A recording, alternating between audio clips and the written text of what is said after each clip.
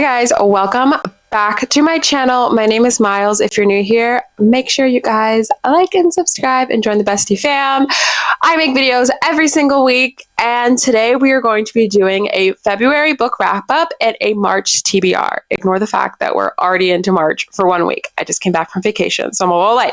However, this is going to be good. I think last month is probably the least amount of books that I've read in the past 2 years and a month. And this is a good thing for me because I put a lot of pressure on myself to read a certain amount of books, and I would typically be so upset with myself for only reading 6 books last month. But I am rejoicing because the world didn't end and I'm still reading. Okay, so I did read some heftier books last month, and I don't know if that's why or because I didn't do audiobooks as much, but last month I read 1, 2, 3, 4, 5, 6 books last month, and I typically read about 8 to 10, maybe, sometimes 11. So yeah, I'm actually kind of proud of myself for not pushing myself to read more and just enjoying the books I did because I had a really good month last month.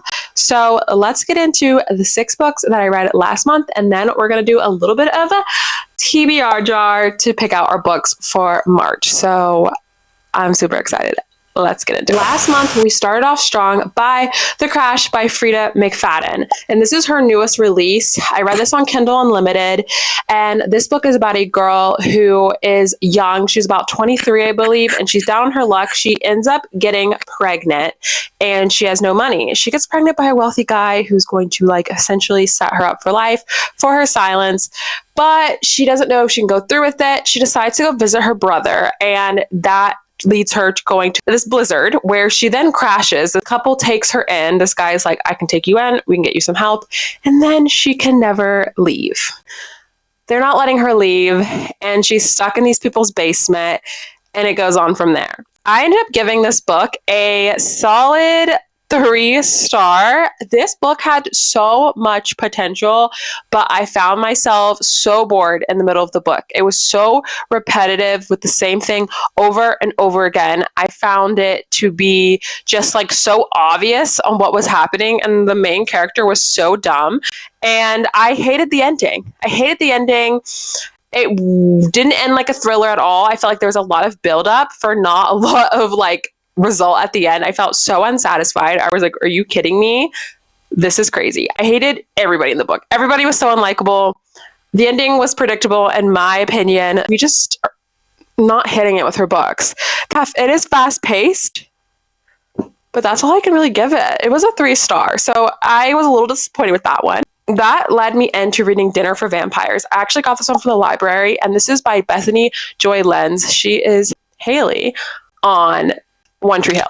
And if you're a One Tree Hill fan, you have to read this book. It is actually crazy because I was obsessed with this show in high school, binging it. And it's such a contradictory of what was actually happening in her real life. This book is crazy because she basically goes into this, what she thinks is a Bible study group. And it ends up being this cult. And it's not like the typical cult you'll see documentaries on. This guy's very sneaky about what he does. But the craziest part is that she still continues on her acting journey throughout this cult. And you just see the way that they slowly start to isolate her from her family, her friends, and all her decisions and her financial gains. So crazy how you can be so manipulated, and religion can really manipulate you. She's so successful. I remember watching her in Bring It On, One Tree Hill. And it's crazy what was going on behind the scenes, even though she had this success and the things she gave up because she felt like she was doing the right thing by this cult. It was actually crazy. It was such a good book. I love hearing the audiobook because I actually got the actors from One Tree Hill to do their voices, and it was so good. If you're a One Tree Hill fan, you have to read this book. She's so strong, and I love that she wrote this book because it was really brave for her to write this, because honestly, you're like, who can join a cult? How does this stuff happen? But it's so easy for this stuff to happen, and I feel like if someone's reading that and realizing maybe they're a victim of this as well, where it's not this extreme version of a cult like you see on TV, but it's a light version of it, really manipulative. I thought the story was so good. I binged it. I ended up giving that one a 4.5. So I don't really like to rate memoirs, but it was a really good book. So if it's a good rating, I'm gonna, give it a good rating. Then I started by Nothing More to Tell by Karen M. McCannis. And this had been on my TBR for a really long time, so I was glad to get it off. It's a YA thriller, which not really sure why I picked this up over a year ago. It reminded me a lot of a Good Girl's Guide to Murder, to be honest. But this is about a girl. She lived at this town when she was younger, and then she moved away, and now she's back. There was a teacher who got murdered at her school. There were suspects. They never really figured out who did it. They kind of were just like brushed under the rug because the suspects was like the rich and popular kids. So she comes back and she decides to work for this like crime paper and get to the bottom of it, of who murdered this teacher. I ended up giving this one a 3-star because I feel like we really lost the plot there for a second. Beginning of the book, I was like, okay, we're getting Good Girl Guide to Murder vibes, but then we like had her working for this paper, and it kind of like veered off of like who killed the teacher into her personal life and her friendships with the girls at school and the guy that she used to be close with and the popularity. And like abandoned the whole plot of her working for this like crime newspaper. I did get a little bored throughout the book, and the ending was good. I feel like the ending was a little twisty and turny, but it wasn't like completely shocking. It was just a mid YA thriller, and I don't know why I picked it up. I honestly would not probably pick up another YA thriller, but I am happy I got it off my TBR, and I ended up rating that one a 3-star. I have nothing more to tell here. Completely forgot I had this one. So that's Nothing More to Tell. And I got into The Winners by Frederick Backman. This is the third and final book in the Beartown series, and holy crap, this series, oh man. Okay, this series is a 6-star series for me. Hands down, not even debatable. I get lost in the series. If you haven't read Beartown, please read it during the winter. It just hits completely different. Like you can envision the town, the ice rink. But if you don't know, Beartown is basically about this town that has nothing going on for it except for hockey. Hockey is like, it's bread and butter. It's what makes people move there. It creates jobs because people want to go there. So basically their kids can be good at hockey. It's like all they have, even the adults, there's nothing else. So they take it very seriously. The third book really focuses on the rivalry between Head, the rival town, and Beartown hockey. And it's crazy what hockey like brings out in people. So you follow like a lot of the townspeople throughout the 3 books. You follow what people will get away with because of hockey, what people will do because of hockey. Remember, like this hockey club like brings money in, it brings sponsors in. So it's like more than just hockey. People turn it into their own ways to manipulate the system or get money, create jobs, and politicians get into it. So you're following different people's stories and different people's perspectives, and you realize like this can bring out the best and the worst in people, and you really get attached to the characters in this town. So you'll follow like the president of the club, you'll follow the coach of the club, you'll follow the daughter of the presidents of the club, the players, and it's just so good. And the way he's able to transition to different point of views so flawlessly, and the way he makes hockey and every life experience sound like poetry is actually insane. I love this series. It breaks you. It'll put you back together again. Holy crap. Sitting on just the third book, I rated this one a 4.5 just because I felt like the third book was a little late to be introducing new characters. I don't really know if we needed a third book. I'm glad we got one. But it's a thickums, okay? She's thick. And I just completely read this, did an audiobook it, which I think it took me a while because I locked in for these books. I don't want to miss a sentence of it. So I really took my time with this, which I have no regrets. I just bawled my eyes out. Like I cried like a baby reading The Winners. I am obsessed with Beartown. Wow. Oh gosh, I could just keep reading about these characters forever and ever. And I do wish we got a little more closure of like how the characters like grew up and what they did with their lives as they continued on, because I'm so invested in them. But wow, this is such a 6-star series for me. If you haven't picked up Beartown, like you guys need to read it. It's just a series I will recommend to everybody. It's like very character driven. So if you like that, it's good, and just read it in the winter. That's what I'll have to say about that. I know there's a movie, but I'm scared to watch the movie because I don't want to ruin like the picture I have in my head of everybody. So the last book I read in February was Heavenly Bodies. This was very overly hyped. I got the Barnes and Noble edition, and I was really excited to read this book because of all the hype around it, but I was a little disappointed. I ended up giving this one a 3.5 star. The stars are the strongest people in this land, and so no one's supposed to be stronger than them. and they come kill Laura's family, but they can't kill her, and they're supposed to be able to kill everybody. So they realize, like, oh crap, like this is how the other realm kingdom is, like, this is how we can finally take down the stars. We are going to use her as a weapon. So she goes and gets kidnapped by this other kingdom, where then she meets Lorenzo. She meets Prince Lorenzo, and then they're like enemies to lovers. This book is definitely not an enemies to lover. It's more like a dislike. They really didn't hate each other. Like their kingdoms just kind of did. And then the flip up I thought was really quick between enemies to lovers. I found this book to be super entertaining. It was entertaining, but there was absolutely no world building, which made me really confused throughout the book of like what was going on. You were kind of learning as you went, and I would have to reread things because I just didn't understand what was really happening because of the lack of world building. They kind of just like told you an info dumped with no context, so you're like, wait, what? Like the book starts off right in the middle of the action. She's getting kidnapped, and you just have no insight onto the world or anything. Don't think the ending was as crazy as everyone says it was. Like, I don't know. I found it kind of predictable. I'm not sure. I might continue the series, but I gave it a 3.5. I thought that the writing was a little immature for it to not be YA. I felt like the world building was non-existent, but it was entertaining. It was fast-paced, but the scenes were kind of random, but I was really entertained. So I know people really love that book. So 6 books that I read in February, and I really want to get into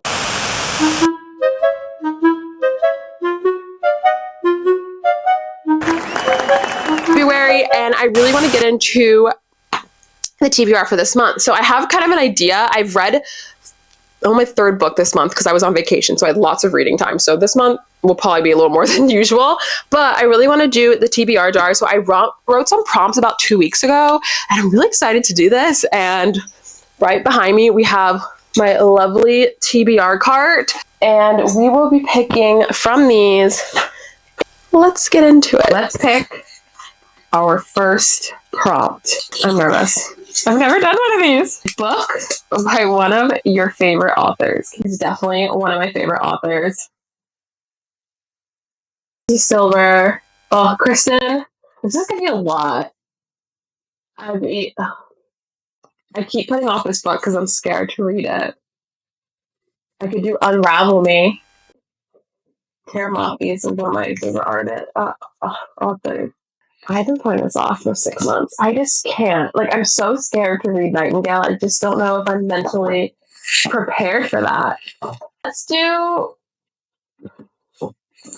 Nothing Like the Movies by Lynn Painter.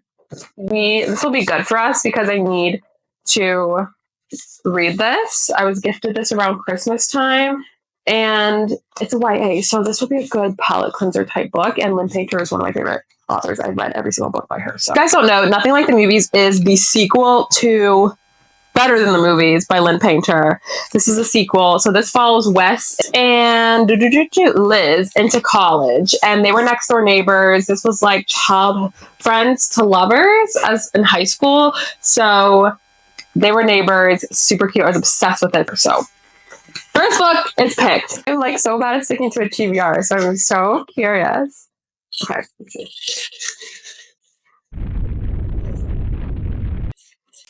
Okay. A book you received as an ARC. This is great because I've been wanting to read Needy Little Things, and I received this as an ARC from Wednesday Books, so thank you. And this is about, I think this is like magical reels in YA. Lee Bryant can hear what people need, tangible things like a pencil, a hair tie, and a phone charger, an ability only her family, her best friend Malcolm know the truth about. But when she fulfills a need for her friend Deja, who vanishes shortly after, Syria is left wondering if her ability is more of a curse than a gift. This isn't the first time one of her friends has landed on the missing persons list, which is crazy. She's determined not to let her become yet another forgotten black girl. Not trusting the police and the media to do enough on their own, Sarah and her friends work together to figure out what led to Deja's disappearance. When Sarah's mother loses her job, her little brother faces complications with his sickle cell disease. Managing her own time, emotions, and impossible desperate, Sarah decides to hustle her ability for cash, a choice that may only lead her to Deja, but put her in some danger, the same danger that Deja found herself in. This sounds so good. They said if you're fans of Ace of Spades, you're gonna like this one, and that's one of my favorite books. So I received this one as an ARC. I don't know when it comes out, or if it is out, or if this isn't even on. Okay, so it's not an ARC anymore, but it was when I got it. It came out February 4th, so close enough. We're reading it. It was an ARC when I got it, so next prompt. This is so fun. Now I see why people do this. That you're in the middle of a series of. This is a video I want to do this month. So this is perfect. I'm currently in the middle of a lot of series. So we're going to do Rebel Witch because I really want to read Rebel Witch this month so badly. I really should do Shatter the Night, but we're going to wait for this and we're going to read Rebel Witch. I got this sent to me by Wednesday Books, so thank you so much. Actually, I can't tell you what Rebel Witch is about because it's the second book. But if you guys don't know, Rebel Witch is about a enemies to lovers. She's basically the Crimson Moth, which is basically who saves witches. The guy she is like trying to fool is a witch hunter, and his name's Gideon, and it goes from there. So the last book ended off on a crazy cliffhanger, so I'm so excited to get back into this one. I'm gonna need to read a recap of what happened in the last book because I need to like be locked into it, but I don't really like saying a lot about what second books are because it kind of gives the plot away the first book. I'm so excited. Rebel Witch, oh my gosh, Heartless Hunter was one of my favorite books last year, so I'm beyond ready to read this book. And all right, guys, let's do one more. Like I said, I'm on my third book. Maybe two more. Give us some options. Okay. Let's do the one I dropped. A book on Kindle Unlimited. That's a good one. So I have some downloaded on Kindle Unlimited that I want to read. And it'd be even better if it was also on my TBR. Maybe the arrangement. I think I might need another thriller in here. That's a thriller I've been wanting to read. So let's do this one. We'll do The Arrangement by Kristen McConnell. It is a thriller, and I've heard great things about it. Let's see what it's about. So, it says, fans of Gone Girl, The Swap, and My Lovely Wife are sure to be gripped by this. It says, okay, the arrangement was meant to fix their marriage, but no one was supposed to get hurt. But when the rules of this open marriage are broken, the consequences are sinister. Ainsley Greenberg is a fixer, and what she prides herself on. So when she realizes her marriage is at a breaking point, she makes a decision to repair it, no matter what the cost. Approaching her husband to propose the arrangement is supposed to be the hard part, but Peter agrees to the salacious plan almost immediately. The rules are simple. They would date someone new for a week. They will never discuss what happens on the dates. Soon, though, the rules are broken, turning terrible mistakes into unspeakable consequences. When the only person they can count on to keep their darkest secret is each other. New questions and deceits surface. Can they truly trust the person they share their life with, or will the vicious lies they've mounted over the years destroy everything they've built? Once Peter and Ainsley vowed to stand together forever as they push boundaries of deception, suspicion, and temptation, each began to wonder if death till do us part may come sooner than they have intended. Yeah. That sounds up my alley. You're going on the TBR. Now I see why people do these, because it forces you to like think outside the box. Do our last one. I'm nervous. This is actually a solid TBR. No! A book that will make you cry. It's like 3. I have Jennifer Hartman because her books typically make me cry. The Way I Am Now, because The Way I Used to Be made me bawl. And The Nightingale made me cry like a fucking baby. All her books do.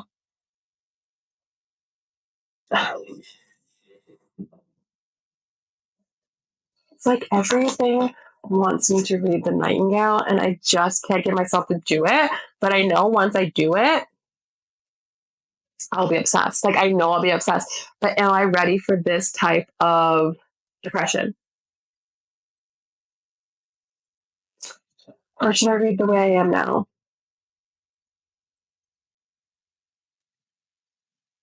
I don't have any other, like, super long books on my TBR this month. Yeah, we're putting The Nightingale on. I put this on my TBR, and I've chickened out every single time. Jeez Louise. Oh my god. Am I gonna chicken out again? Maybe. Ugly Love by Colleen Hoover. Is she canceled?